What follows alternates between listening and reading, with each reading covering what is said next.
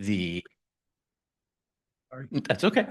And any answers to the water main break in Westchester, the two or three that sprung a leak, whether we have any answers on that and whether that's the tip of the iceberg.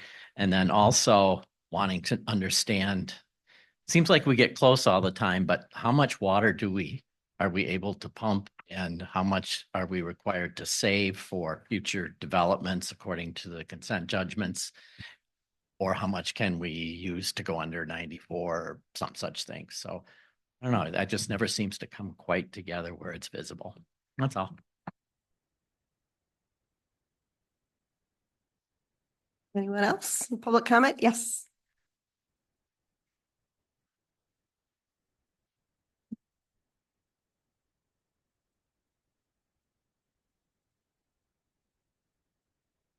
My name is Marcy Bollinger. I am a resident of Sylvan Township. As I thought today about the words I'd use tonight, I took a moment to reread Patrick Zieski's recent Free Sylvan post. It is not my goal to be harsh or to make disparaging remarks about the board or Sylvan residents, but I'm angry and I will speak to how I see things. This week, Scott Cooper wrote an email to Free Sylvan to announce the suspension of his campaign. He cited his recent meetings with Amanda Nimke and spoke to how closely they were aligned in goals and policy. So if I read this correctly, he feels perfectly justified taking the choice away from the voters. People graced him with their votes in the primary election, and he doesn't seem to see the value of those precious votes. What's really behind this? Scott has essentially appointed Amanda. In the 2024 primary race for trustee, 3 candidates ran for 2 spots on the ballot. One candidate ran as a Republican in 2012, 2016, and again in 2020. For this race in 2024, he changed his affiliation to Democrat. He teamed up with another candidate, and essentially, as I see it, that team worked to edge out the 3rd candidate. And why? What's behind this? Now I'd like to remark on the departure of Carol Konechki, the past zoning administrator. When Carol left, Sylvan Township had to pay tens of thousands of dollars in settlement, tens of thousands of your tax dollars. This tells me a couple things. There is grossly inappropriate behavior going on behind closed doors. The people have a right to know the details of Carol's departure prior to casting a vote in November.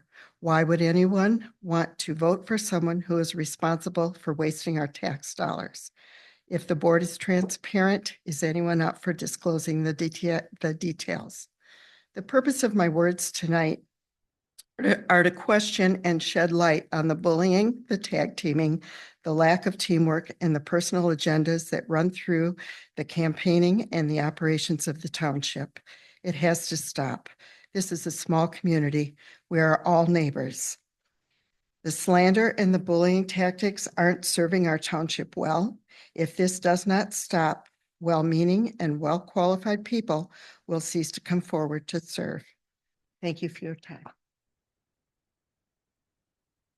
Thank you. Any other public comment right now? All right, last chance. Seeing none, we will move on with the agenda. The next item is the consent agenda, which contains the meeting minutes from September 3rd, regular meeting, September 12th, special meeting. Bills, I believe, are off to the side here. Yeah. And then reports, any reports that were submitted.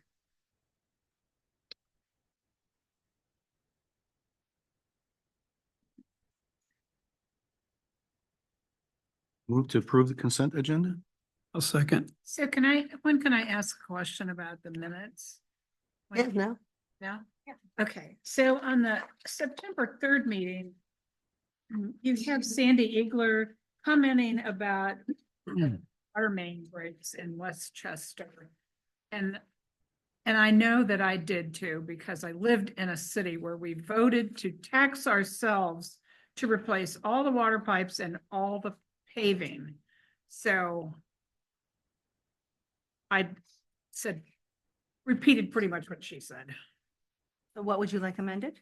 That I agreed that Westchester is too new to have water breaks and that needs to be investigated.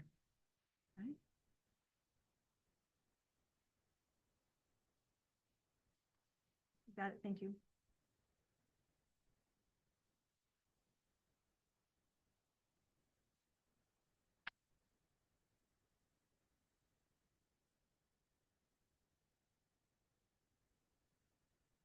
So I will add that under Board of Trustees. Thank you. comments. I would imagine that's Okay. under Board of Trustees. Okay, Okay, perfect. thank you.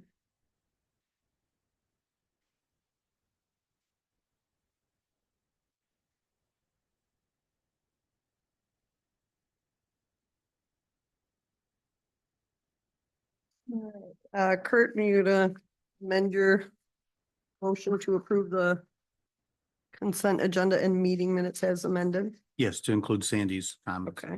Worcester. And you had support on that. All right. Motion from Kurt, support from Rod. Any discussion? All in favor, say aye. Aye. Opposed, say nay. Thank you. Next, we're going to move to the approval of the agenda. Oh, it says consent agenda here. And it's, Know how that comes up all and the it comes up time. regular too. I'd like to add something to the agenda if we could, please. After what happened at the water plant there, we started looking at alarm systems, alarm companies. I contacted 3 and got 1 response. Amanda contacted 1 and didn't get any response. We got 1 from Vigilante and 1 from Guardian. So I'd like to talk about that tonight and possibly move on it. Sure. So we will I'm add that. sorry, I sent that to you this morning. I totally forgot. Got it. Okay. We can Um, discuss it. Okay, so we'll add that as Yeah, it's the last. a item. security alarm. I mean, what do you want to entitle your item? Alarm companies. Alarm company Yeah, for the water treatment plant? Because both. it's, okay, alarm companies, okay. And then if we could, I would like to move the August 29th from the last or the 1, 2, 3, 4th position to the 2nd position after the interconnect study. We have Bob here tonight to speak to that and Scott's here to speak a little to the other. And then they can get on with their evenings if they choose to do so. Moving it to the second. Yes, I'd like to move that under the water interconnect feasibility. I move to approve the agenda as amended. Thank you. Support. All right, thank you, Sandy. Motion from Rod, support from Sandy. Any discussion? All in favor, say aye. Aye. Aye. Opposed, say nay. Thank you. Motion carries. Okay. So the water interconnect feasibility study. Rob's here to talk a little bit about that. Let me find it here. Yeah, sure. Well, today we're going to present the water connection study we had done with IMAKE. It appears the city's not interested in going along with the connections because they're simply going to outgrow their needs too quickly. They're growing too fast. We can only supply about 300,000 gallons of water until we are grown out, and then we won't have the additional water we need. So even though Sylvan Township would benefit from increased pressures and reliability by having a system connected to another system. If we had a main break currently, wherever the break's at, half the people won't have any water just because the way the system is not looped back on itself. So I was hoping to get some reliability and some, safety, and just in case of something happens, a main break, whatever happens. And that's not going to happen. The Chelsea is going to go their own way with the water. They figured it'd be cheaper in the long run just to add 1 million gallons of flow than to put these interconnections in and then still have to add the flow later because it simply won't meet their needs. So we're not asking the board to make any decisions on this. It's simply an FYI. If you have any questions? Oh, I do, Bob, under. Go ahead. I'm sorry. The township future demands. Mm-hmm. So the table that we're looking at, which has Sylvan Crossings, Phase 2, Westchester, Chelsea Square, and Hillcrest, which I think that might be Chelsea Springs. Maybe just mislabeled. It would be Chelsea Squares. page 4. Okay. It's a table on page 4, looking Uh-huh, at our future demands. uh-huh. I was trying to figure out exactly where those numbers are from. Well, a lot of these numbers are from a previous study that he did. We have, we know what's going into Winchester, what they're proposing. Oh, so the 395, and again, It's 395 on top of what they already have in there, which I believe they have 55 or 54 homes, I believe. I could be wrong on that. But these are addition, these are future demands. And then the underdeveloped taps we just put in there because we have taps that were part of the consent judgment that are still kind of hanging out there. and then Sylvan Crossings Phase 2, I know Sylvan Crossings is not talking about a Phase 3, but per the consent judgment, we would still be required to provide them with Yes, those and taps if we will they have, decided- we have the water for that as well. But That- since that it wasn't, it's not really planned, they didn't put it in there, but we will It's not have, part of this study? no. So the 100 The undeveloped. third taps. phase, again, the undeveloped taps are just a miscellaneous catch-all plus the unclaimed taps, like the Gotcha property, I think still has some taps, Mhm. you know, that are hanging out there. And Ted had done the capacity study for us, so that's where these numbers came from. Yeah, or the he did, capacity part of study these they numbers did a came little from bit the study that he did ago. Mhm. when Chelsea Square went into, when Okay. the proposed Chelsea Square went in. I will just say that I talked to the city manager, Marty Coburn, and he told me pretty much what Bob said. There wasn't a lot of political will to move on this on their part because it's sort of a diminishing returns for them. And the longer it's going, the less attractive it is for them. They're going to have to do something anyway. Right. So we, I know Ted Erickson came to the city and presented. We didn't know whether we wanted to go all into that because as for the study, the city was paying the lion's share. So if the city is not willing, I didn't really want to ask Ted to come and do a presentation. I'd be happy to do so if the board would like to hear from him on this. Well, if they're not interested, there's no point in his doing a presentation. That's what I thought. Okay. Does the rest of the board agree with that? Well, that's what I was gonna bring up is when you do an engineering study like this, it really should be reviewed with the board before it's issued as a final. Cause, for example, the questions that Amanda has, those should be clarified in the report so that we can take this report and make it part of our record and use it in the future. But if there are things in here that are confusing that we don't understand, Mm-hmm. then the report becomes of little value because you'll understand even less down the road. So the question is, would Ted Erickson be willing to come and present this at no additional cost? Was it part of his original scope of work? I don't know if it was part of his original scope of work or not. It is it's in the scope of work, but when I asked Ted about specifically, I called him Monday to see if he wanted to attend. I didn't realize you already spoke with him. Yeah. He said Oh, I that think it would be so. time and materials, so I imagine it would what he was implying is it would add to the cost. It would cost extra. Yes. So it would have been nice to be there doing the review with the city of Chelsea had that review. We didn't This have is- the review with them. We both got copies of the. I mean, study. did Ted review his report with the city of Chelsea? That's what I thought I heard. I heard that he was remoted into the city council meeting, I believe.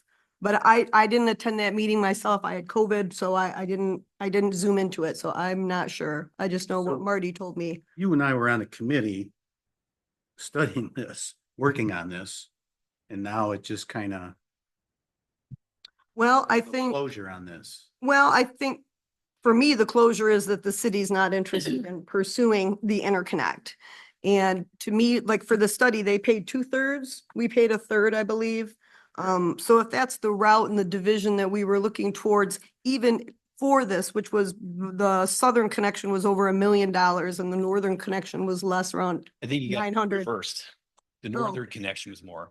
Okay, either way, it was a lot of money. I'm not sure if the township, would want to spend $2.5 million on this. It's certainly something we can discuss. I'm happy to bring Ted in if you'd like to hear from him. But I think the sound from the city of Chelsea is they're not interested in pursuing this. But I agree with what Kurt's So- saying is we need to understand this. This could be a document that every time everybody asks us a question, we can pull this out and refer to it. Okay. And so I'm not an engineer of any kind, certainly not this kind. And I had some questions too. It would be great if he would come All do right. some explanations and then we can just say, yes, this is the document that we can use going forward when we have questions. Well, I think that we use this as a planning tool as well. Pardon me? We need to use this as a planning tool as well. Oh, absolutely. We have to understand our. Right. Absolutely. Well, and I feel like this information already came from the capacity study he did 2 years ago. And that information hasn't changed because that's the development. So we already have this information. We should have it in our files in a reliable study that he did for us and talked to us about. Again, happy to bring him back. I can find out. And as long as the board is aware there's a cost, I don't know if we want to budget for it, we can have him certainly come and talk about it. But this information is not brand spanking new in this report. Right. Okay. So in this township future demands, what I would like to have seen was a chart like this that says, here's what we currently have. And here's what the future demands look like. And what we have is just future demands. And in here, he's got the wording Hillcrest 2. I'm not sure what Hillcrest 2 is. Mm, And undeveloped taps, Bob talked about that a little bit, but it would be nice if in this report, somewhere it said, here's what undeveloped taps means. Is that the Larry Gotcha properties? Is it just miscellaneous things that come in or out? And then Dave Reinhardt's, first question in public comment was he'd like to see what is the current system doing and what is the anticipated for the future. To me, that would have made more sense in this report.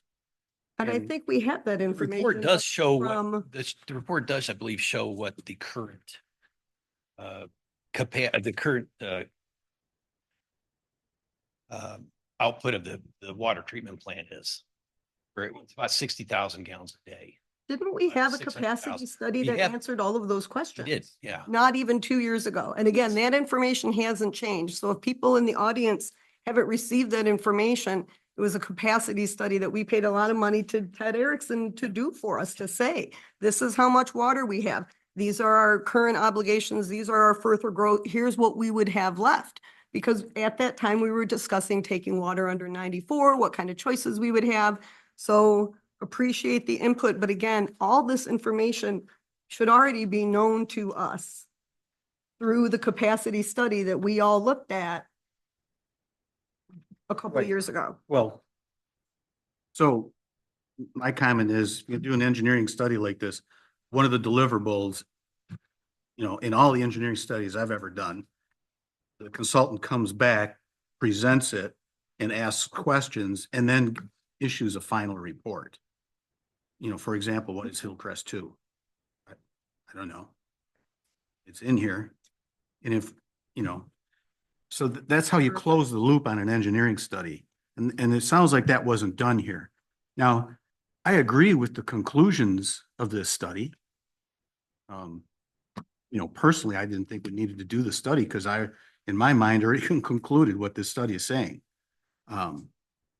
And so the conclusion of this study, to sort of paraphrase, is that until the water system's built out, we really don't know if we have extra capacity out there. Is the way I'm reading this. The report covers what our capacity after everything laid out in this report is built up. Some other big development coming in that's not, that nobody here knows about, then yeah. Right. Capacity issue. So existing capacity is 0.62 million gallons a day, MGD, 0.62. The future demands already with this Hillcrest 2 is going to 0.63.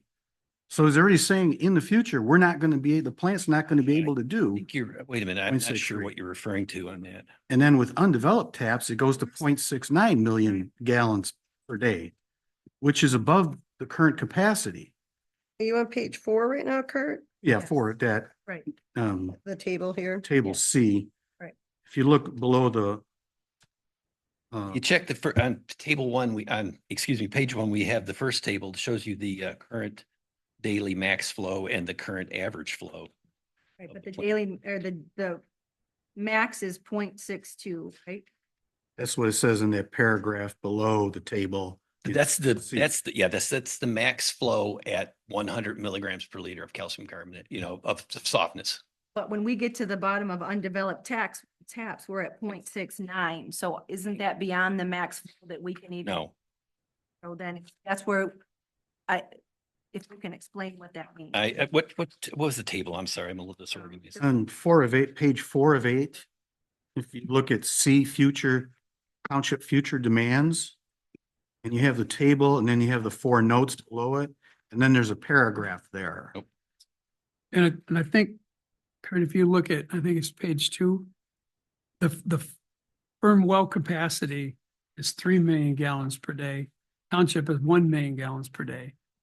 So we have more capacity than what we're gonna need. Well, that's not really true as far as treated water. We got firm capacity in the wells, but we don't have treatment capacity for 2 or 3 million. We have treatment capacity for 600,000. So Bob, if you will explain for me the difference then on page number 2, excuse me.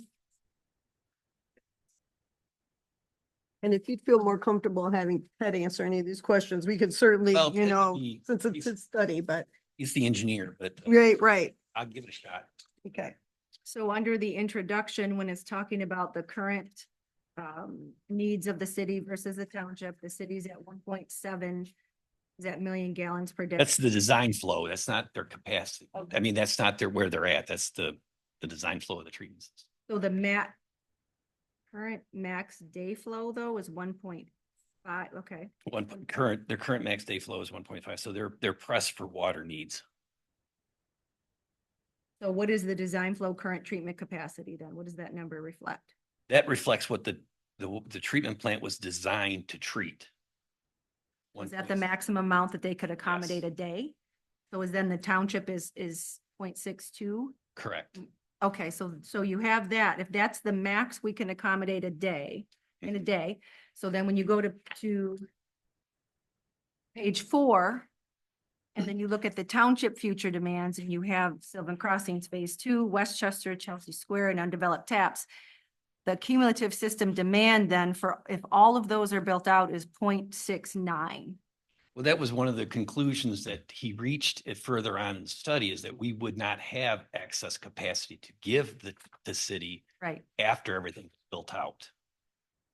It's in the report. It's Right. just in the back. so for me, when I read this and I think about additional developments, if we are building out everything that we have slated and that we have to provide within the consent judgments, we don't have additional capacity after these slated developments. Probably not, but the advantage for the township was not selling water so much, in my opinion, as having a redundancy to the system, so we Right. don't lose water. The Right. city, we could sell water to the city in the interim before we are built out. But the main purpose, in my mind, was to have reliability built into our system. Right, that definitely makes sense. And Correct. And I would not recommend that we do it on our own. It's too expensive, but Mhm. this would have been perfect. If it was 10 years ago, it would have been perfect. Our time, like everything else, timing is important. and so then the last Do we want to address the Dave Reinhardt's question about the pipe failure? I mean, you had it in your office. I looked Yeah, at it. I don't know. I spoke with you the other day, last week. Yeah. And you mentioned a testing lab that you had access to or the potential access to, and we could certainly send it in to have it reviewed. I don't know what's causing the problem. They had 3 breaks so far. One, well, it wasn't, let me rephrase, they had 3 leaks so far. Mhm. The first leak was much earlier and it was at the curb box, which is fairly common occurrence because you got to flare it and you're trying to fit it. That's where a leak's going to appear. And that's what I thought these other 2 were. But these other 2 were in the copper before the curb box while they were still in the island or right at the curb is where these occurred, both of them on West Britain and one on East Britain. Right. And so unfortunately, we don't have the second example of we only have one. Right. And looking at it, it's not real obvious what happened there. If you had 2, both Yeah, you gotta failures factor side by it. side and they You gotta both factor look the same, Yeah. then you could say, okay, it's time to look at this. Right. Well, the crew that was repairing the main accidentally vacuumed it out when they were vacuuming the hole so they could get, dry enough to get in there and fix it. And they sucked it up. I asked specifically to save it and it was gone. But I did contact Midwest and they are Washtenaw, our consultants that are out in the field. And he didn't have any answers for me either. He came out with the same answers that we discussed the other day, that it could have been a rock, could have been a flaw in the copper. We simply don't know. I don't know what the next step is before the next Right. phase goes through. I think it's a good time to check around on that, see if we can maybe we can ask for samples of the materials being used and we can have them tested. Maybe that would be the way to proceed with this. Right. And so the other thing that was, I've not seen leaks like that. It looks Yeah, like it it wasn't obvious what happened there. yeah, I mean, I could go get it, we pass it around, but I don't think we need to do that, but And then the other thing that was sort of interesting in here is it said if the city of Chelsea needs to expand their treatment plant, they're looking at the cost $6 million to do that. So I would just point out that, the other note in here about development south of I-94. If Sylvan Township were to do that, I think $6 million is probably a good number to start with to expand the existing plant, because that's exactly what Chelsea has to do, is expand their plant. So if we need to expand our plant, it's probably a $6 million cost to do that. So, I don't know if it'll be 6 million, but the plant was kind of designed for expansion, but we still would have to put another Right. well in. Yeah. We still would have to process. It would be costly. Right. Well, I always like to say, well, it's 6 million means it's not 600,000 and it's not 60 million. So it's in the middle there somewhere. Yeah. So that's a good, it's a good number to keep in the back of our minds. If we're going to do any kind of develop, it's going to be expensive. It's going to be millions of dollars to provide water south of I-94, which whoever's coming in south of I-94, if they're willing to pay for it, then we'd gladly do it. Right. That's a board decision. Yeah. Yeah, and our plant was designed for a 3rd well. Yeah. And they built it. So the conclusions here are good. If it costs money to have Ted review this with us, I wouldn't waste the money, is my perspective on it. If it's part of his original scope of work and his original bid, which it always should be when you hire for engineering consulting work, that they come back and present a final report and have this discussion with Ted Erickson, Mhm. then issue a final report. Well, I can look back on the contract, but if Bob looked and he feels like it's time and materials, then it Said probably in will be the an addition. proposal that he would Okay. review the results with both parties. Okay. That's why I called him Monday, Yeah. but things happen. What does the board feel on that? Would you like him to come November?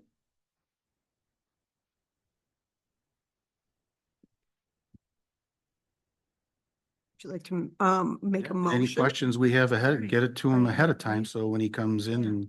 presents Mhm. that. Questions also, if you have questions, I think that'd be great. You can bring those forward too. All right. So then if, I feel like I would feel better since we're gonna be spending money on this, is we would have a motion. So Sandy, would you be willing to, I move that we invite, what's his name again? Ted Erickson? Ted Erickson to an upcoming meeting to discuss, to talk with us about this report that he just did.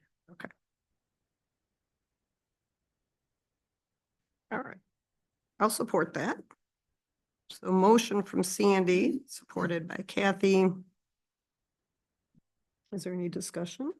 Yes, again, if it's part of his original scope, I support it. If he's gonna want to be paid extra for this. So I'm not sure what the most. No, that's is- true. is it- That's true.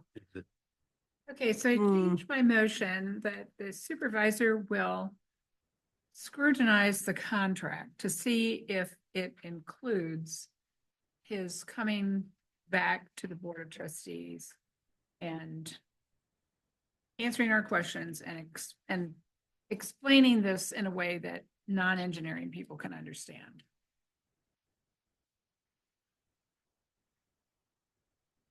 And if it does include that, then to invite him to an Yes, upcoming board meeting. Absolutely. Yeah. It'd be hard for me to record that motion. I know. Can you just? Condense that?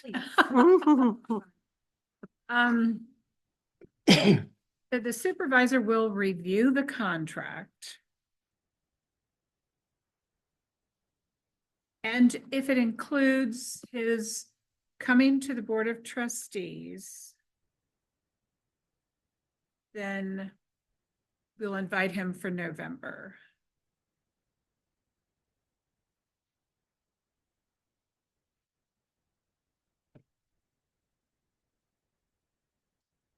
All right. And I will support that still. Thank you. All right, any discussion on the amended motion? All right, thank you, Bob. All right, all in favor, say aye. Aye. Aye. Opposed, say nay. All right, thank you. Thank you, Bob. Appreciate it.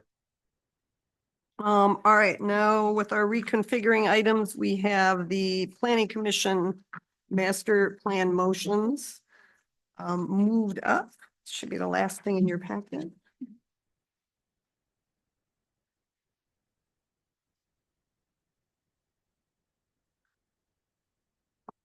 So the board item submitted by Sandy is virtue of her role as planning commission representative, and it looks like there were 3 motions made at the August meeting.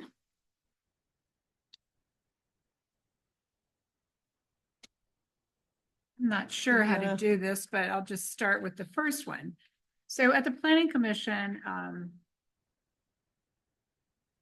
Chair Van Buren, and it was seconded by Barris, that the planning commission requests the township board approve the creation of a map showing the area of Sylvan Township north of Kavanaugh Lake Road. This map would depict which lots are greater than 2 acres and which are under 2 acres.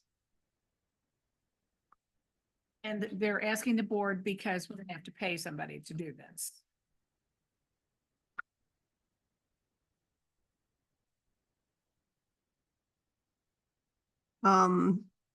So a creation of a map that would show the lots that are greater than 2 acres and which are under 2 acres.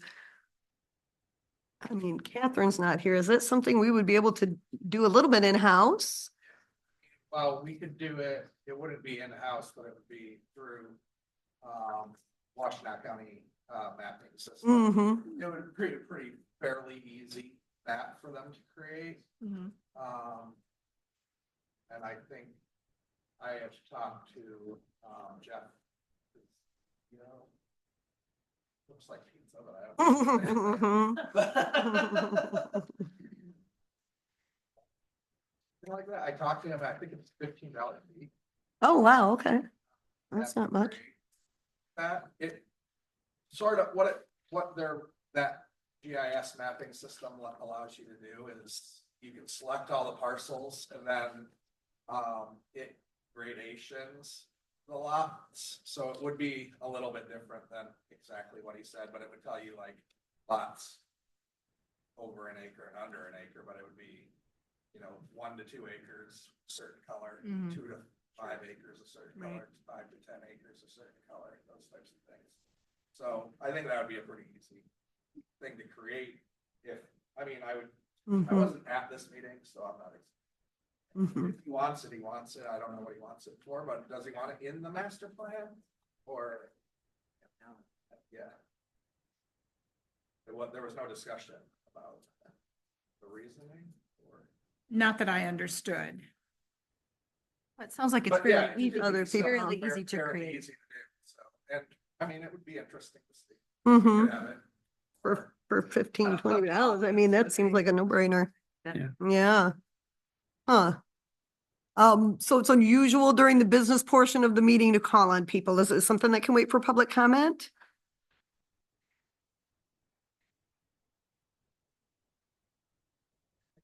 I think most of the board was at that meeting too. I think Amanda was here, Kurt was here, Rod's always here. I think I was the only one who wasn't there. I think that's So, really text- it might Like I be. said, it's a pretty easy thing to get. Okay. So, Mhm. I can do that. So. Direct you to do that? All right, wonderful. Should we do these individual motions then? Yes. All right, would you like to make a motion then on that, Sandy, or? I'm happy to. Go right ahead. So I will move that the township board direct zoning administrator planner Scott Pacheco to facilitate the creation of a map showing the area of Sylvan. Can you just take that off there? I don't want to read that. Okay.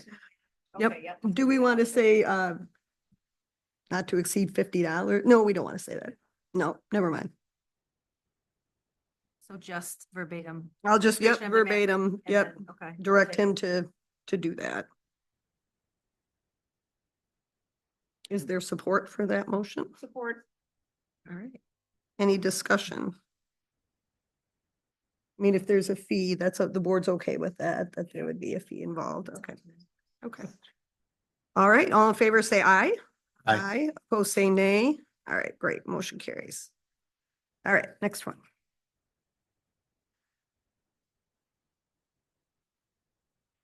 So the next one looks like it was a motion by Van Buren, supported by Barris, that the planning commission recommend the township board approve funding for a contract with a third-party resources to develop an alternative energy ordinance to address PA 233, referencing alternative energy storage systems, wind and solar installations. This recommendation also includes the development of an overlay district adjacent to existing high-power transmission faculties within the township as potentially suitable alternative energy land uses. So we engaged someone to write an ordinance for us for wind and solar, and everything has changed. And she started. Was it for both wind and solar? 'Cause I think Yes. that is- No. It started was as solar, both but for then Wind and solar. it became more of an alternative energies as opposed to just focused on solar. So, last year, from sources I don't even remember, I found a website that shows where the transmission lines are in Sylvan Township, and I sent it to everybody on the planning commission. Nobody could get it to work. Later, I find out it's because they abandoned that site. And I'm not the in crowd, I'm like on the fringe. But I was able to contact somebody who gave me the new email address, which I sent to you, which I will send to the planning commission, because there might be some people who want to dig around because it's a layered, and I'm not going to. But somebody else might be interested in looking at the layers. That does show where the transmission lines are. Knowing where the transmission lines is important, because that is where a wind or solar installation will be. They're not going to be any further away than a mile, because it's very, very expensive. The whole thing is expensive, but it's expensive to them to connect to the transmission line. So I think this gives us a better idea of where things, if at all, might be in the township, might be suitable in the township.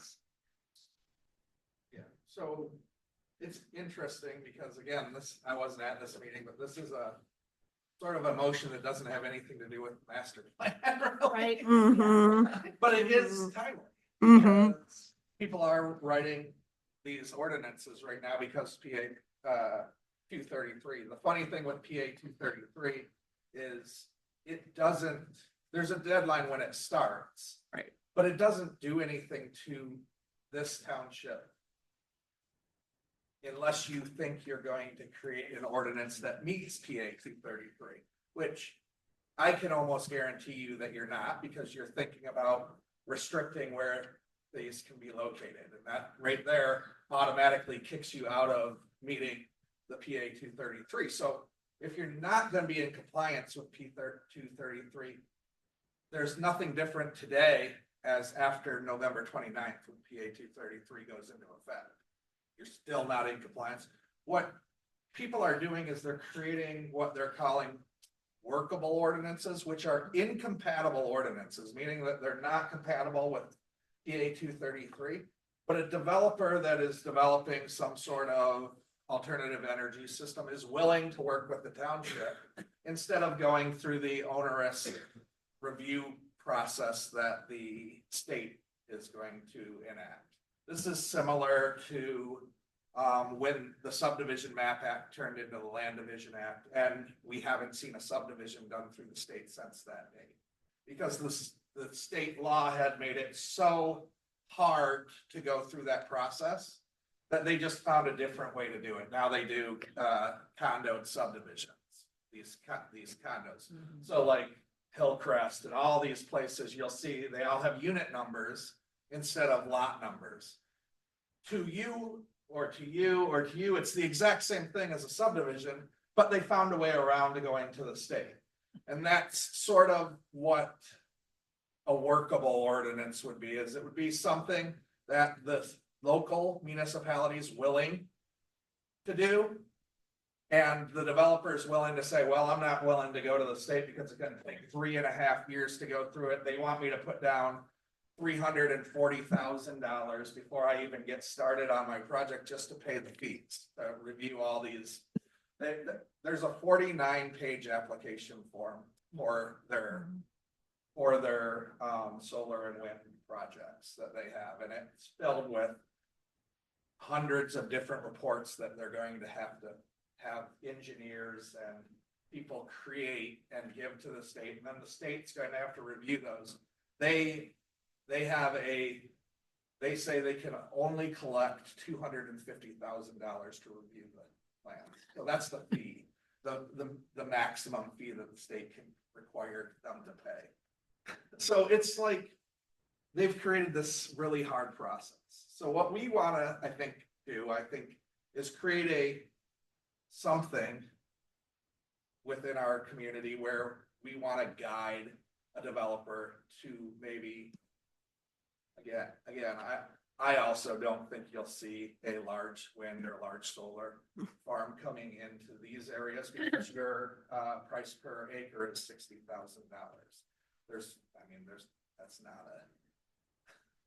That's not a reasonable price to put just a solar farm on or anything like that when they have to buy 500 acres to be able to put those up. So, but if you wanted to, you would create this ordinance. But I've also seen ordinances instead of overlay district. Again, to create an ordinance, they should create an ordinance that, just direct us to create an ordinance and then look at all the requirements. The overlay districts cumbersome. I've seen ordinances that say these have to be within a mile of transport. Then you don't have to create a whole new map. You just said what you were going to say in the overlay district in one line of your code. So, and what's great, right now, municipalities are cranking these out. So you'll get some examples of what's out there. Mhm. That is, you won't get ones that are working. Although the sustainability,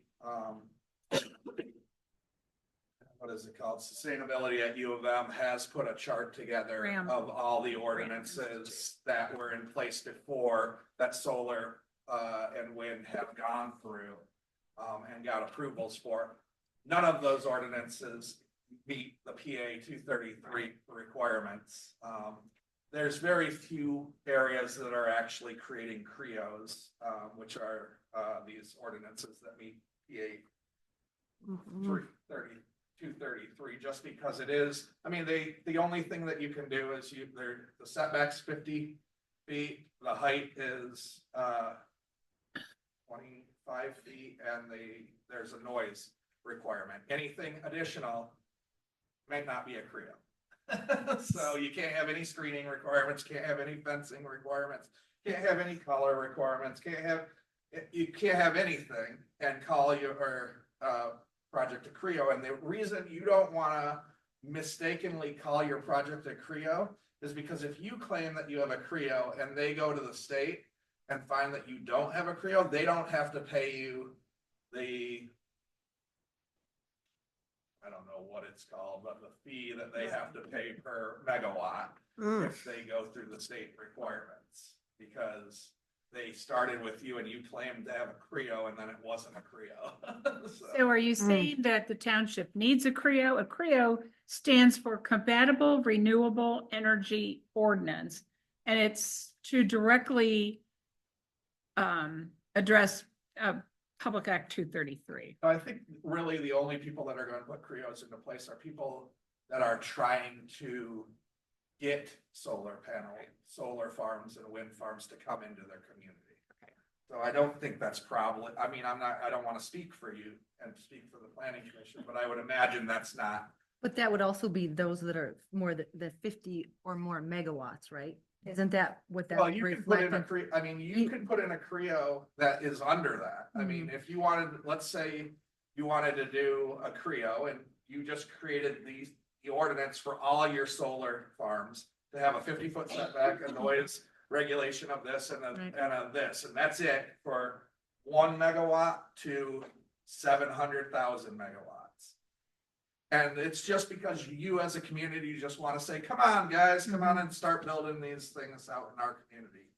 'Cause we But wanna see 50, it. but 50 megawatts is where they can go to the state. Yeah, If it's 50 or megawatts more. is where they can go to the state. Right. So if somebody came to you and said, we want to do this and we don't want to follow your regulations, it has to be over 50 megawatts, 50 megawatts. Right.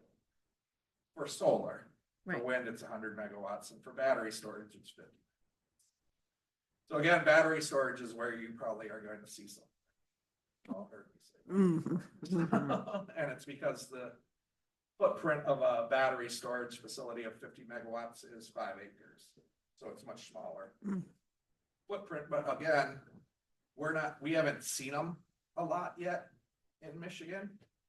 Although they're more than likely coming. What battery storage does is it makes the grid a little bit more reliable. And it allows energy companies to move energy when it's cheaper. So they can make more money. Because there would never be any reason for them to do Not it. that it's if it more was just a reliable. benefit to us. It obviously has to have a benefit to them too. Sorry, how many acres did you say battery storage for 50 megawatts is? 5 acres. 5 acres. Mm.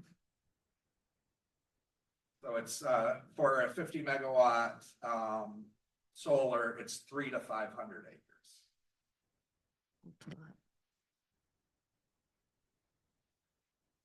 Say that again. For a So look, 50 megawatt solar farm, Yeah. that would take 300 to 500 acres of Oh. land. So that would be a pretty big piece of property here in Washtenaw County for some.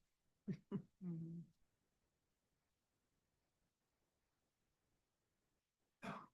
But again, yeah, do I think you guys should put an ordinance in place for alternative energies? Yes, I definitely do. You should have all of these things in place. It's a good time to do it, so. Yeah.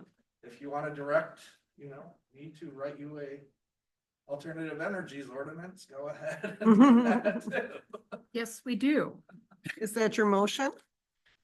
Yes, I move that the board directs Scott to prepare a Creo compatible renewable No, energy no, ordinance hold for it. the Not township. real. I would suggest not suggesting what alternative energy ordinance that I create is. You should suggest that I work with the planning commission and they make a determination based on what's best for the community. Because you might decide that a Creo is not something that you want, which is what I'm guessing you will do, because a Creo, again, only allows you to have very specific regulations. I So- withdraw my motion. I would suggest the motion would be to direct, your, township planner, which is what I am at part of my job, to work with the planning commission to create alternative energy regulations for the township. That. What he said. Energy regulations? Okay. Thank you. A second. All right. A motion from Sandy, supported by Rod. Is there any other discussion?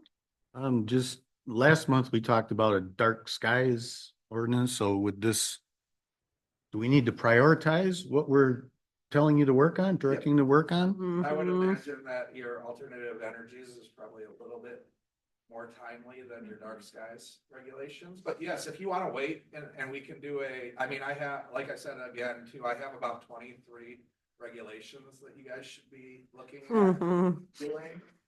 Just by going through some of your ordinance regulations, and we could prioritize them, or we could get started with, this one is timely because there's the November 29th Right. date That makes for the sense. PA.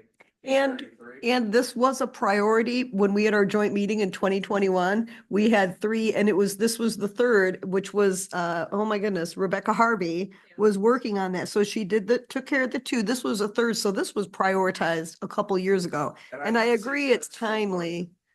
I'll look up what she had done too when I Okay, present to the planning commission so that we can. use wonderful. Whatever was created at that point. Good. Good. And then when I talked to Attorney Thal one time, he was encouraging us to do this as well. So this is Yeah. good and very timely. He has written some credos. I'm sure. As part of his job. I Yeah. think he works for the MTA or something. Yes, he yes, he does. He did the example Creo, which again, Uh-huh. He recommended that our township would probably want to do a workable ordinance, but again, this will all be fleshed out by you and the planning commission and working on. So- Yeah, I know, it's. Developers willing to work. So I All right. just went to an MTA conference and one of the partners from Mr. Thal's practice did a presentation on Creos, which I will send to the planning commission and all the, and the board of trustee members, but yeah, he did write it.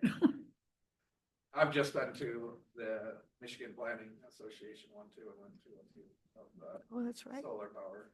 I'm sure you talked a lot about that. Nice. I've gone to a lot of. We the didn't vote solar, yet, right? wind Just- Battery storage. That's what I thought. It's just because I'm trying to see what's out there Mhm. that would be most likely for a developer to work with you on it. Mhm. Because again, what you're trying to do, I think, is have that balance where you can still have a developer come to you instead of go to the state Mhm. and get what you want. So it's, Mhm. it's gonna be the bad developers, that are hard to work with, that are gonna wanna go to the state. And we want, if we do ever get anything here, we want a developer that's, that's local, more local. Perfect. All right, so we have a motion from Sandy, support by Rod. Any other discussion? All in favor, say aye. Aye. Aye. Opposed, say nay. All right, motion carried. Scott's getting a long list of things to do. Number 3. And finally, the Planning Commission recommends the Township Board determine if it's in its best interest of the township to continue procurement of master plan update services from Beckett and Rader due to communication and work product quality concerns. Aren't we meeting with them tomorrow? Well, Scott and I had a video conference call with, the principal, the president, principal of Beckett and Rader, John. I don't know how to say it. Janelli, it starts with an I. He was very kind. He was, very concerned at the issues we raised that we had heard from Planning Commission, lack of, communication, et cetera. He said, we said, what now? He suggested having a meeting with the Planning Commission Chair, Scott, the supervisor, Sandy as the board member, Planning Commission, person, and himself and Sarah, who's been our consultant from Beckett and Rader all along, to have a meeting to talk about how to move this forward. Hear the concerns from the Planning Commission. And Scott, jump in if Yeah, at any point I think what he's looking for is I did watch the first half of the meeting. I think what he's looking for is a more comprehensive list of the concerns than they could flesh out at the planning commission hearing. You gotta think of writing this update as sort of writing a novel. You know, you have editors. I mean, we're only to the editing stage. We're not to where you are editing, like if you were writing a novel, biography about somebody and you're just giving it now to the guy that you're writing the biography about to review it. You're not even giving it to the guy to read to say, hey, does this sound like a good book that you would actually buy? You're just trying to give it to the person that's paying you to write it for you. So they're trying to figure out we have the planning commission, who is these people that we have as our people that are supposed to be directing them on how to write this. And then they just want to get the information that they need to be able to present. I mean, it was a 10-page document and it had a lot of edits. Even at the planning commission, I was writing them down when I was listening to them. There were a lot of edits there, and it's hard at a meeting to have edits like that.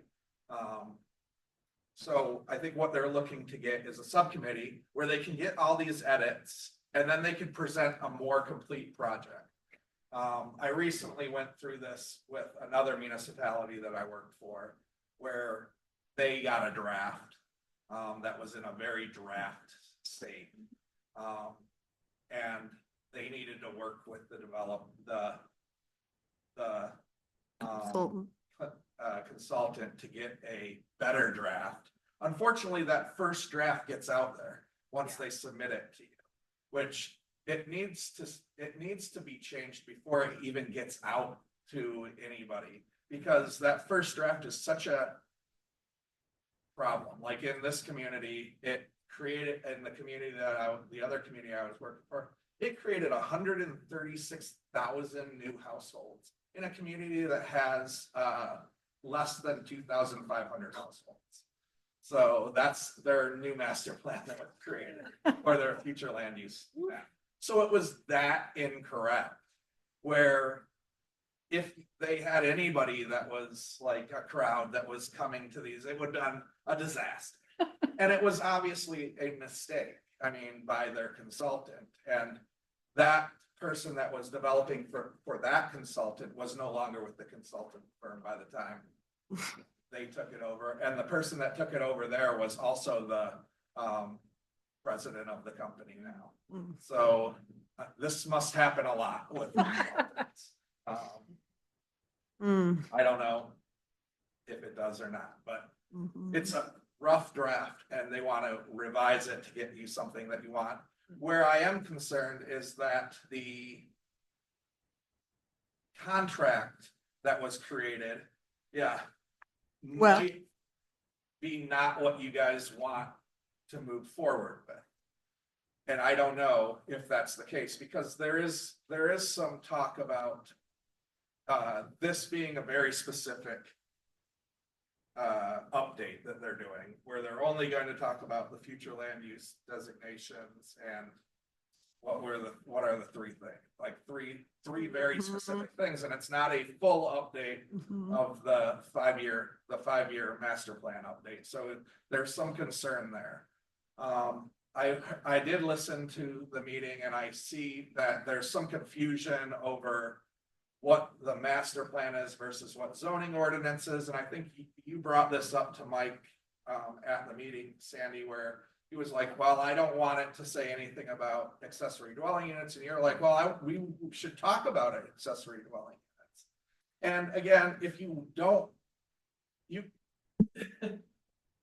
master plans can be broad. They can say, look at a variety of housing types.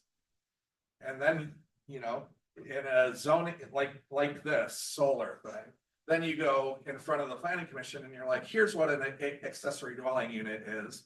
Here's what it does. Here's the pros. Here's the cons to it. Do you want it? So it is weird that a master plan doesn't tell you to do something. It tells you to review and see if it's appropriate for the community.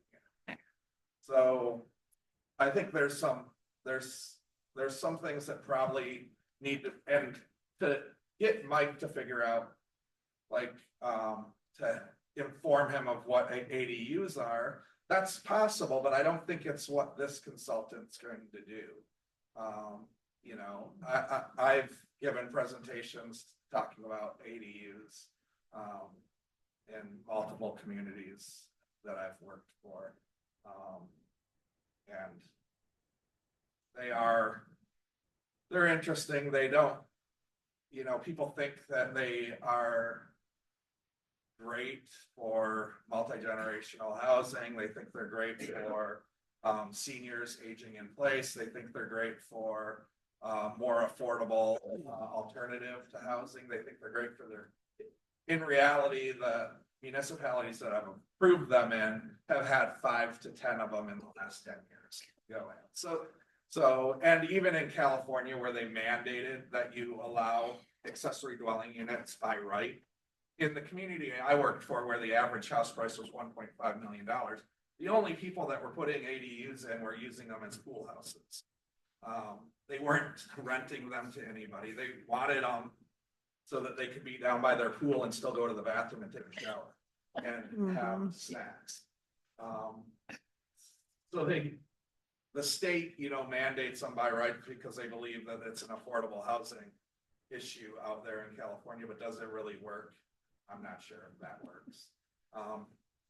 There's also the scalability problem. When you build a house that's 400 square feet that has a foundation and insulation still has to meet the state building code, your price per square foot is $300 to $350 a square foot. Where if you build a big house, you're bringing that price per square foot down to $200 a square foot. So an ADU costs a lot of money to build. For most of the people that build them are wealthier people that either want to have their kids live on the property or they're going to move into it because they can't take care of their house anymore. But again, that's where Mike talking about it at a master plan where it's a broad thing, and then us actually coming and presenting stuff at a planning commission meeting is a more technical and figuring out all of the nuts and bolts on it and seeing if the township wants to go that way.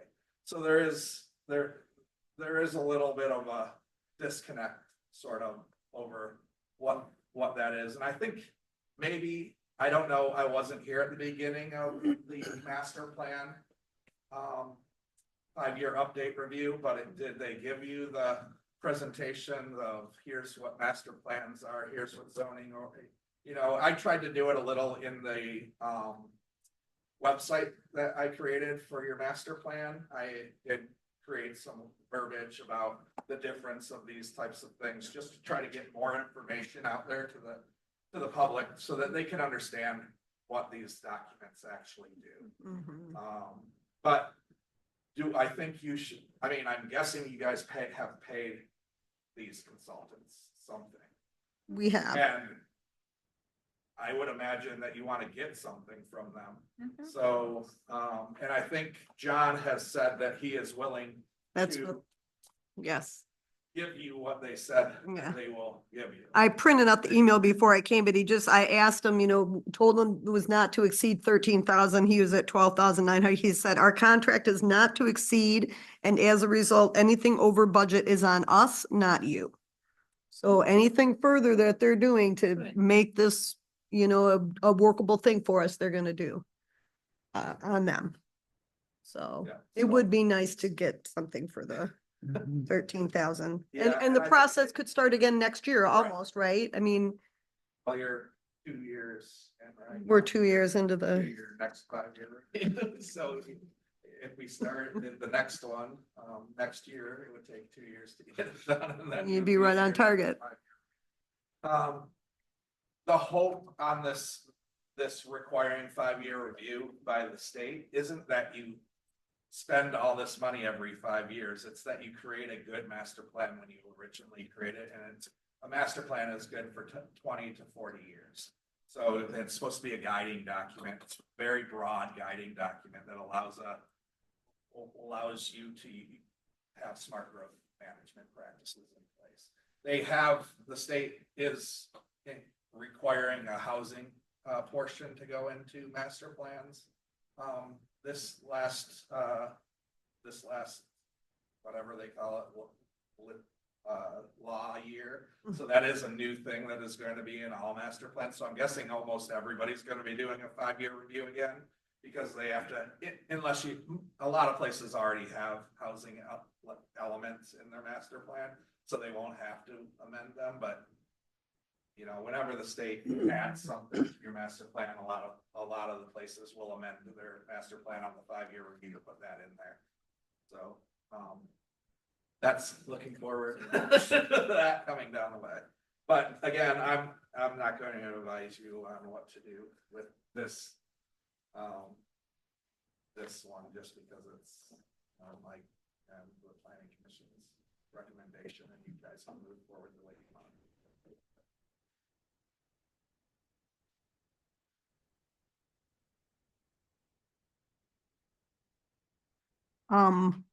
personally, I'm willing to just let this meeting roll out. Scott and Mike and Sandy and the consultants coming together. I appreciate, and it's the right thing to do, that they're willing to finish this project for their original without costing us anything else.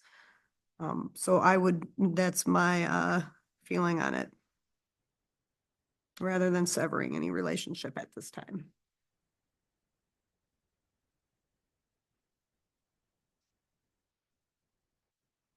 All right. So we don't need to necessarily make a motion on that, I think, or we'll just, or should we just as a matter of Maybe as record a- keeping, sort of to close out there? Okay, They've asked you to make a motion. You can just make a motion as well. make a motion. Okay. As long as we're not approving more money. Yeah. Right, okay. Yes. So I move that we continue our relationship with Beckett and Rader, but not to increase.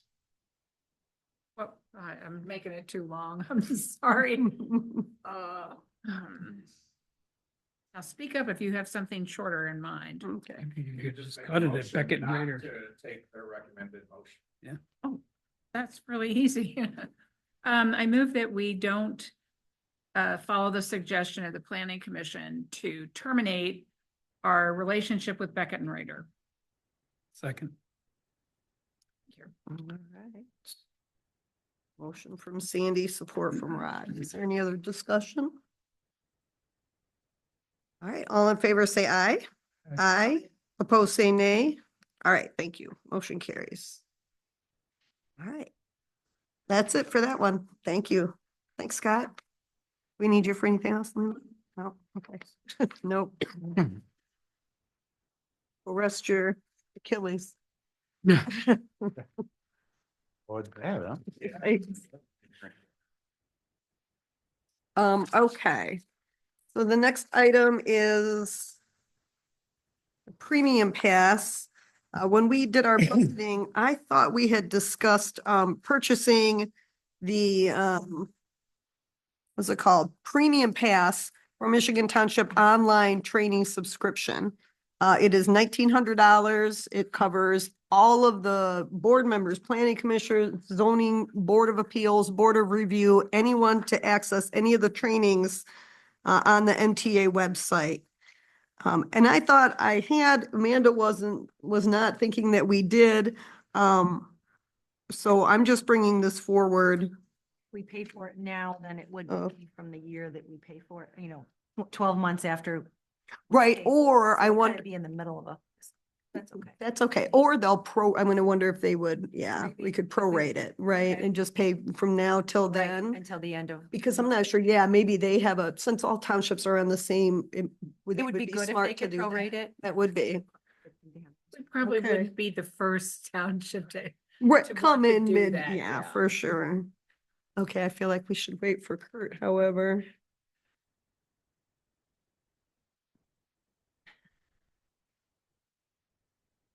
Kurt.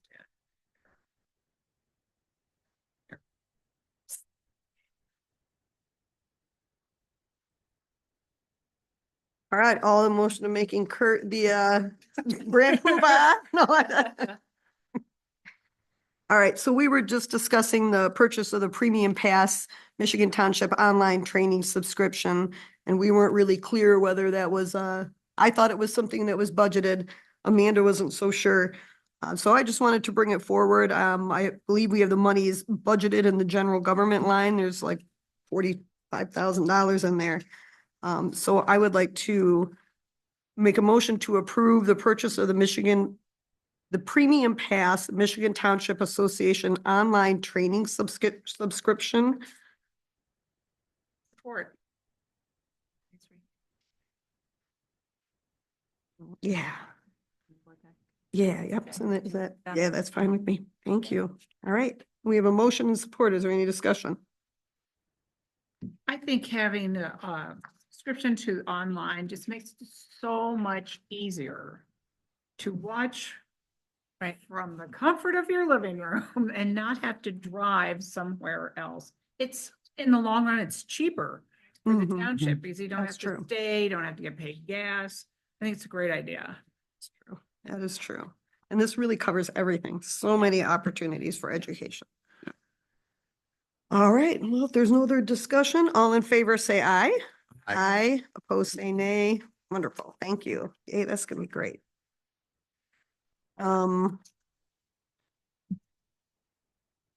Next, is the approval of an hourly rate for a deputy supervisor. I believe when the board, when we budgeted money for a deputy supervisor, we authorized a deputy supervisor if necessary. And I've asked Dave Reinhardt to be a deputy supervisor. For me, we only have about 6 weeks left, but I can use the help getting things looked through, and he's been great. But when we set our salaries for the year, we specifically set the salary rate for deputy clerk and deputy treasurer, but we did not specifically put an hourly rate for deputy supervisor. So just to make it clear, I'm asking tonight that we make a motion to approve an hourly rate for deputy supervisor as the same as the deputy clerk and treasurer positions, which are $23 an hour. Okay. Is that your motion? Yes, I'll make a motion. We approve deputy supervisor hourly rate at $23 an hour. I'll second. All right, any discussion? Yes. Yes. Would he also be available to be an alternate for Catholic? You'd have to ask him about that, That's all I have. but he's on the list now, so. All right, any other discussion? All in favor, say aye. Aye. Aye, opposed, say nay. Wonderful, thank you.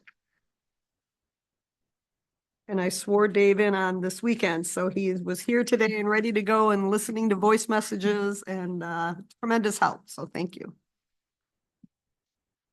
Misplaced the second page of my agenda. Is there anything? That the Guardian, I'm sorry, the additional item. The alarm. Yep. Okay, and I'm sorry for the short notice. I totally forgot about sending this out, especially when Susan said, don't you have anything for the agenda? No. But right after the break-in, we realized how poor the water plant security system was and out of date it is. So we asked Guardian for a quote for an update. And I also went out after 3 companies and Amanda went out after 1 and we got 1 response. But the guy was really good. He really knew what he was talking about. And he went over everything, even down at the water plant with the guys working there. So, yeah. Nice. Yeah. So that was really nice. And one thing, they were vigilante security.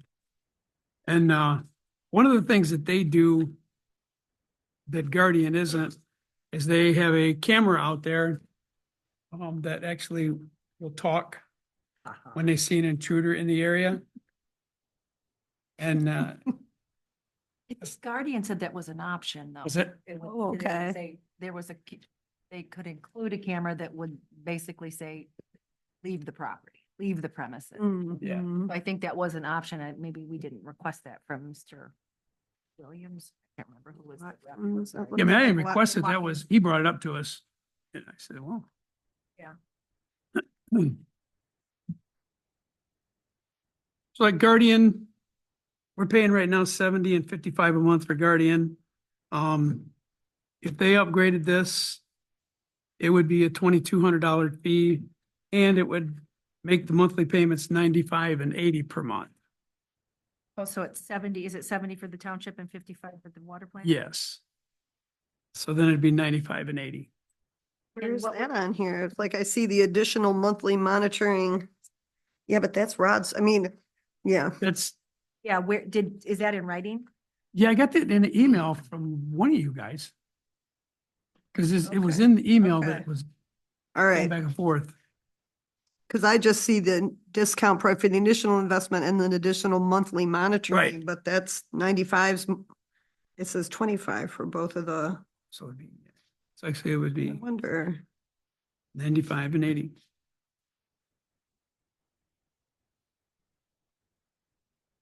Vigilante, they go above and beyond Guardian. And they seem to have a pretty nice system. And the water plant has to be completely redone. It has the original setup in the bathroom on a wall that was installed 20 years ago. Oh, yes. It's pretty sad, actually. I'm sure it is. It sounds sad. And their installations are quite a bit more. They're like 5,500, 5,600. Then their monitoring is 6,850 and 5,650. Rod, under the water treatment security panel upgrade, on the second page of this quote, I see the exterior wireless styrene and strobe. Yep. And I know when we talked about that, we weren't sure that was a great idea. But- Because it might upset surrounding. There are some Mhm. residences around. It would, Mhm. and the objective to that, jokingly, I said, well, the neighbor would be the first to call the police, that's for sure. I think he can set the levels on it, if I remember correctly.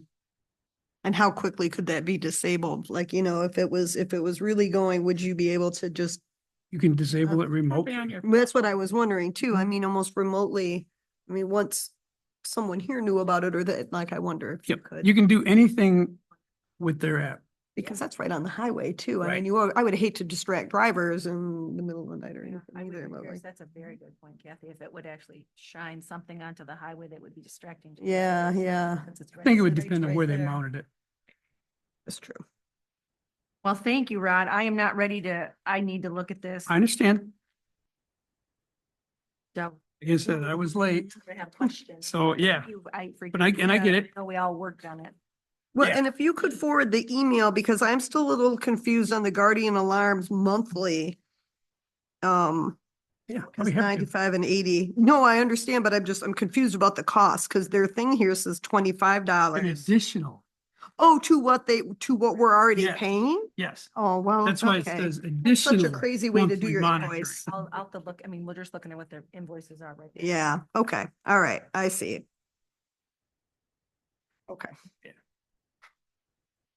All right, so we'll take this and look at this and get answers question and bring it back. Yeah, we'll bring it back. I'm good with that. Okay. It's my fault anyways. Would it also be appropriate to have infrastructure alternatives take a look at it and get their opinion on it? We did. Oh, They were down there. I mean, do they have a preference one way or the other? Oh, he liked the strobe and the siren. One thing that you can do with that is you set the parameter literally that it looks at, and it can distinguish between an animal and a human. And I got my alarm at home. We set the parameter with the doorbell as to what it sees. Because we didn't want the deer turning the doorbell camera on and off all the time. So we kind of eliminated where we knew that they were at and defined the area to monitor. Okay. And we can do the same thing with Vigilante, which I think is pretty cool.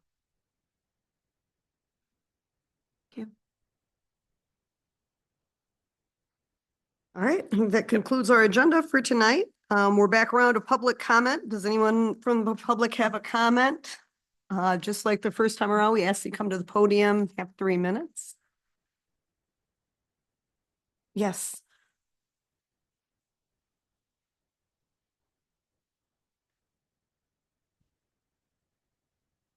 Hi, I'm Patrick Ziske, Sylvan Township resident. I want to say a few words about the IMEG report about the water interconnection. First of all, I think is a very good idea to have Ted Erickson come in here and brief the board, because this has been going on in one form or another, what to do with the water for several years. And every time it comes up again, it seems like there's a relapse in knowledge of where we were last time we talked about it. And we need to bring everybody up to date. Well, what we really need to do, if we do have all the information, we really need to have a policy level summary of what to do. Right. And then pursue questions pursuant to that policy level summary, like a proposal. If somebody wants to put water under I-94, which has been proposed many, many times, for example, what would we need to know before we know if that is technically and financially feasible? We got some pretty negative comments tonight about that because we might be at capacity, right? Like drilling a third well or whatever. But the question should be focused, I think, pursuant to something that could be taken as policy. I think this meeting should happen whether or not we have to pay for it personally. Hopefully we don't have to pay for it though. And when I look at this report here, I'm actually kind of alarmed at some other things that I saw. We're talking about whether we were going to be over capacity when we were built out with the development or not, right? I'm reading something else here. Let me just read this. The future needs of the township range from 0.3 million gallons per day to 0.4 million gallons per day treatment capacity based on the current max day flow rate of 0.29 MGD and the existing treatment capacity of 0.62 MGD. The township is unlikely to need additional treatment capacity. Well, from 0.29 to 0.62 maximum, that means our utilization is almost half of the maximum already. I don't think we're half built out in our development. So how can that be? And does that mean that we are structurally incapable of making the water system break even? Because we're just going to max out before it breaks even financially? I don't know. These are questions, but it looks alarming when I read this, right? And it feeds into questions about what do we do with this water system? Is this an albatross on our necks forever? I mean, I wasn't thinking so like last month, but now when I read this, I'm like, let's make sure that we're interpreting these numbers correctly. That's something to ask Ted Erickson about. I'm not a technical person, just like Sandy said. I mean, I am a technical person in a different area of technology, but I can't read this report and know for sure whether I should be alarmed or not. But thank you very much. Oh, by the way, I want to make one other comment too. I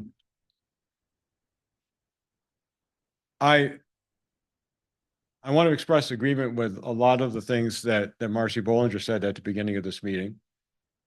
But I'm gonna express a little bit of a softening of it, because as many people know, in 2012, I played a central role in a slate of 4 candidates who all ran as Republicans, even though 2 of them were not.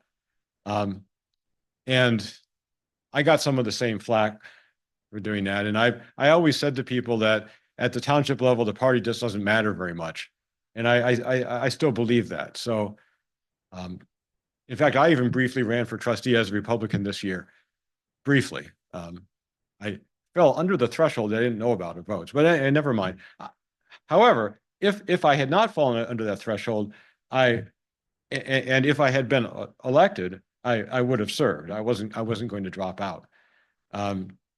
So I think really the important thing is for everybody to practice maximum transparency and as to why they're running, what their goals are, et cetera, and not worry about the party so much. I don't know if that transparency has happened either, but whatever, we're going to have a new board pretty soon, and hopefully everybody votes for the best candidate. And I hope that people are try to stay positive and truthful in whatever campaigning they do. And that's, I'm not really addressing the board here necessarily, but all the candidates. That's all I have to say about that right now. Thank you. Other public comment? Yes. Brenda.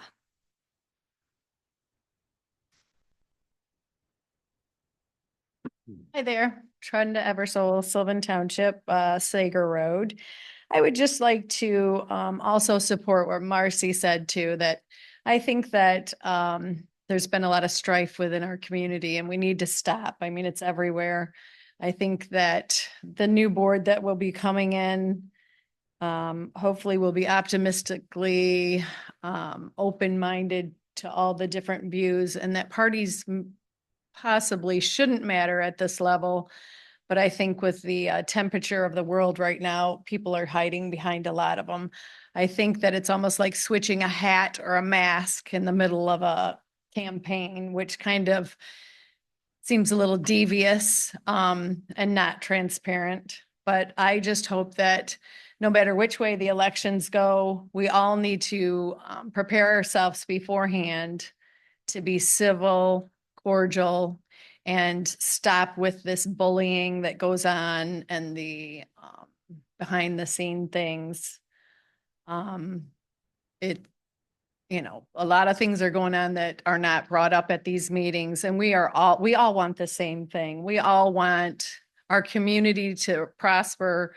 We want less taxes. We want to all get together and live side by side and not bicker at each other. I hope that, like Patrick said, that this election, we move forward with whoever is sitting at these tables. But I would like to say thank you to everyone that's been here, that has done the work and tried hard to prosper. Kathy and Rod, I know that you guys have worked for a long time here, and I appreciate what you've done in just the short time I've been involved here. And I just hope moving forward that this is a step forward, not a step backwards, because I think in our small town, we have a good opportunity to look optimistically at the future, not as a letdown. Also, I'd like to comment on the data from the water. Yes, I agree with Patrick. It's kind of alarming when you start reading all these numbers and not getting a conclusion. It seems like all the tests and all the studies that we've had done, we need to get a complete look at what we have right now, what our capacity is for the future with all the building out, So that if we can't have a clear picture of where we stand right now with the water tower, how could we determine what we're gonna do in the future with the next, builder that comes in and wants to build out, and then we look around and say, oh my gosh, we can't do it, or we can do it, or we're under or over. So I think the data, we need to get the accuracy of all these different tests put together. And I think the engineer, like Kurt said, that I think it's only fair that if you do a study like that, that you come and you complete it and wrap it up and say, okay, this is what I found, this is what it says, and this is what we're looking at, and this is why. And that should be part of the payment for what it is, but I agree with that too. But, and I would also like to say thank you to the election committee for putting the data online, because it hasn't been updated for quite some time. And now we have the agendas and the minutes on there. So I appreciate that I asked for a couple months ago, but I appreciate that. And thank you very much. Well, thank you. Other public comment? Yes.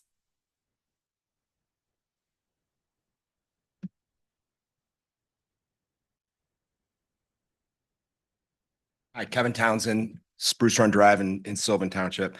I agree with, I think Trenda and maybe Patrick said this too. I don't think parties really matter much at the local level. I think you want competent people that know what they're doing, that are going to listen to residents and do the best thing for our community going forward.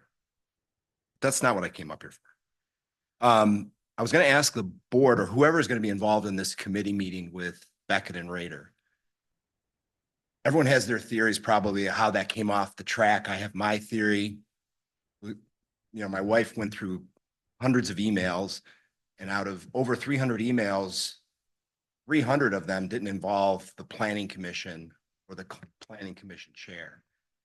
Now I know Beckett and Rader knows this. I had to look it up, but MCL, Michigan Compiled Laws, section 125.3843. I went through and highlighted it. If you want to read a little bit about how the planning or the master planning process should go, just pull that up. It's 2 pages, pretty quick. I know Beckett and Rader probably has posters of this around their building in Ann Arbor, wherever they're based. So they know this. So for them to go through 300 emails and not at once go, oh, you know what? Duh. We should have had the planning commission chair on these and the planning commission chair out front and center coordinating this process. Our bad. Who is that person if they didn't know? That didn't happen. You can give them the benefit of the doubt or not. It's up to you. But Mike Van Buren reached out to them multiple times and never got a response back. He called them on that at the last meeting. She asked him for something that he was reading, and Mike goes, hey, I'll make a deal with you. I'll send you this if you'll respond to my emails from now on. A little uncomfortable, but sometimes that discomfort, kicks people in the pants. And obviously it did here, because now we have the leader of Beckett and Rader, groveling to try and get back in our good graces, which we're going to go with them, whatever. They're qualified. They got off on a very bad start with this whole process in Sylvan Township. Again, look who was handling that process when the whole thing started. That's why we got off on that track, but that's my theory. But I would ask whoever's going to be in this meeting, make sure you drive home the point that the planning commission leads the process on master plan revision and review. It's codified in Michigan law. So let's do that the right way. They know that, but please remind them so that we don't get off on another bad start for continuing on with them. Thank you. Thank you. Other public comments? All right, seeing none, we'll move to Board of Trustee member comments.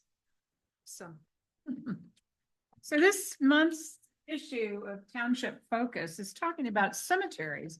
And it's a pretty lengthy article. We have a cemetery here. So I asked Kathy, do we have an ordinance for the cemetery? And it turns out we don't. So, we have rules and regulations, but they haven't been codified. So I guess we need to have an ordinance that should be codified that covers funerals and burial practices at the cemetery. And I don't know what the next step is, except add it to something Scott's needs to be list. done. Add it to Scott's list of things that we should perhaps. I just looked on MuniCode just 10 minutes before the meeting when Sandy brought this up, and I didn't see anything in our ordinances. Now, we do have policies that have rules and regulations, pardon me, for the cemetery, but I didn't see anything in the ordinances. That's So all. maybe that's, okay. I just issued 1,029 absentee ballots that went out on the 26th. We are starting to see those come back. And early voting will start on October the 26th and go through November the 9th. For in-person early voting, Sylvan Township is the regional site for this side of the county, so you will be voting here. And they, at least in the last two elections, the hours were from 9 to 5. I would expect that to be the same for this election. So from October the 26th through, excuse me, not November. I was the going to 9th. say, Yeah, November 9th. November the 2nd, sorry. I was waiting for. October the 26th through November the 2nd. Okay. Early voting will be here from 9 to 5. The election is on November the 5th. Thank you. All right. Thank you. I showed you the correspondence concerning Bristol Road. They just repaved it. Oh, Brown Drive? Yeah, Yeah. How'd that- Right. Yep, I How that- saw that. you know, whenever I get on a new road, I pick up the speed a little bit, 'cause it's nice and smooth and, Right. and how long does it take them to put up a speed limit sign? I mean, it's crazy. Well, I've been communicating with them about a no truck sign on Bush Road for probably 2 years now. So, actually I have the name of the person in the sign shop at the county road commission because they finally kicked that to me. I don't know if that's something that they can do, but I think they were talking about that it needed to be an agreement between the township and the Right. county or the state. Right. But so what they do is they do nothing. They delay. I say, put up a sign and then you spend all the time you want reviewing to see if you want to change it. Right? But get something there. Well, I don't want to operate outside what we're authorized to do or legally, able to do. I know that project is being funded by consumers because that's where they, we're not paying for that. That's all being funded because they tore up the road coming through when they were replacing the pipeline. But we should be to have. Any communication that if we have with road commission people, you guys need to get a speed limit sign on that road. I think I also received a comment from a resident this week. And I drove on Brown Drive just to see what he was talking about. I am concerned as well. There's no shoulder. Yeah. And it's for a good, I don't know, maybe a foot above the surrounding property. And he was concerned that if anyone went off of the They would road go there, down it. it's not just a little, they Yeah. could possibly have an accident. So, a discussion was, I guess Sylvan Crossings they would internally have talked about maybe an alternate route for a sidewalk instead of down Brown Drive, maybe connecting somewhere through to Chelsea Square and Chelsea Springs. Now that the So build that outs are coming. so we can, get them a path to the city of Chelsea. I know a That lot of doesn't people involve- do walk down Brown Drive to get to 52 and, the gas stations and things like that. So I Yeah. think that'll be really important to try to work with them to find, there's a lot of, I think sidewalks is a big issue where you can find grants for. So that would be Mhm. something for us to pursue in the future too. But Mhm. I think that's really important that we try to find them. Yeah. Some kind of some route with a sidewalk that connects them to the city. Right. Yes, we I had agree. somebody who lives down there come in and say that people just drove Yeah, really fast. lives on That's Brown when it Drive. was Yeah, bad road. Yeah. So certainly Yeah. at least having, speed limit signs up Right. there would be Both of those important. would And be an alternate Mhm. route sounds like a great idea. Yeah. I wish we could have an alternate route for cars as well. Because that one way in and out still That was doesn't also sit well, something- still that was a does not question that sit we had well. some days Yeah, about that's a that. problem. That's all I have. Okay. Good. All right. Well, would just like to say I appreciate everybody coming out. I appreciate the public comments tonight. I want to say this is not an easy job. I think about if I were to come and tell a story, because we're all people who care about mental health, to tell a story about a person who was the subject of untrue things, speculation and social media, Some social media I'm aware of, some social media I'm not aware of, where I'm the topic of discussion and perhaps untrue things being said. And that's troublesome. And it bothers me personally, and it hurts my heart. No one up here is doing this for the money or anything like that. And so I've served here for a really long time. I feel like probably the last year and a half have been pretty bad. So if I was to tell a story about a person who was a subject of, I'll stay one step back of the word bullying on social media channels, you would say that child needed help. You felt compassion for that person, or you would feel that bullying is not right. But somehow, somewhere in this arena, it's okay. And we're all neighbors. We don't need to do this. If there's things that people have, bring them forward. If they're not, let's just, let's do the business of the township. That's what we're here to do. I have had a lot of years here. Rod's been here, Kurt's been here a lot of years. It's just unfortunate. The tenor of the meetings and the public comment over the past year and a half. But as always, it's been my pleasure to serve. I appreciate the acknowledgement from people when they say, hey, we know it's not an easy job, because it's not. And it's not getting any easier. Well, that's all I have to say about that right now. I'll move to adjourn. Second. Move to adjourn at 8:42 from Kurt, supported by Rod. All in favor, say aye. Aye. Aye. Thank you. Clock's right now.